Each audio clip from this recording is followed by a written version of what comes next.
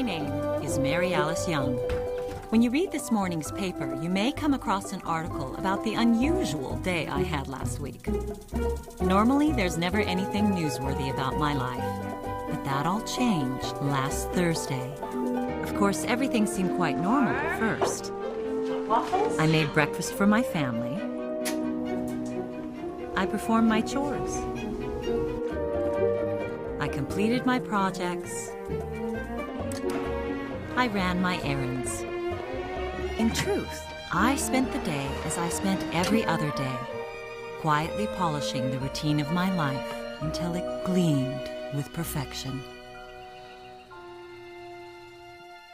That's why it was so astonishing when I decided to go to my hallway closet and retrieve a revolver that had never been used.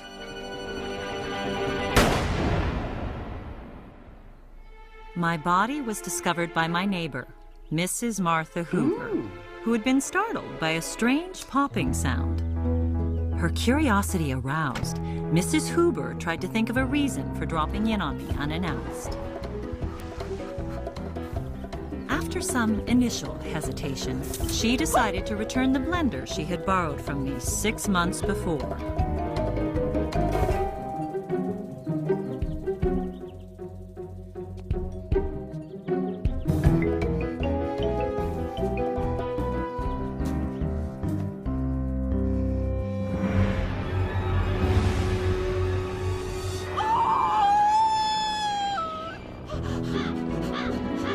It's my neighbor. I think she's been shot.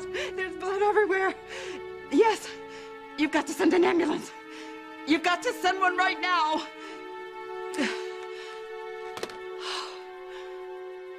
And for a moment, Mrs. Hoover stood motionless in her kitchen, grief-stricken by this senseless tragedy.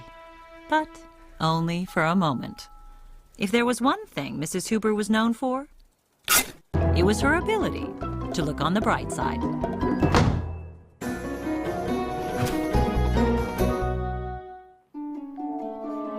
I was laid to rest on a Monday. After the funeral, all the residents of Wisteria Lane came to pay their respects. And, as people do in these situations, they brought food. Lynette Scavo brought fried chicken. Lynette had a great family recipe for fried chicken. Of course, she didn't cook much while she was moving up the corporate ladder. She didn't have the time. But when her doctor announced Lynette was pregnant, her husband Tom had an idea. Why not quit your job? Kids do better with stay-at-home moms. It would be so much less stressful.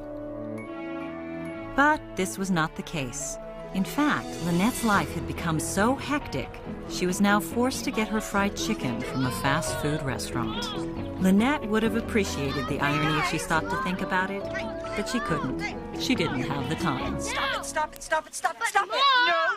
You are going to behave today. I am not going to be humiliated in front of the entire neighborhood.